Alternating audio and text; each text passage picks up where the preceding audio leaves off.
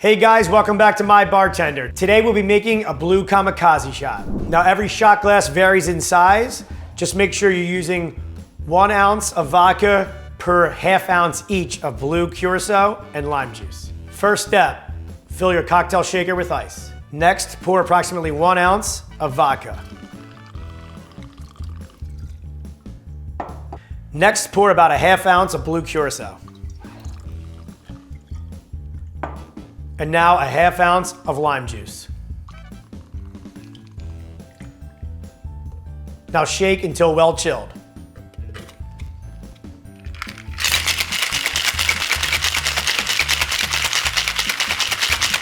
Now finally, pour the shot into the shot glass.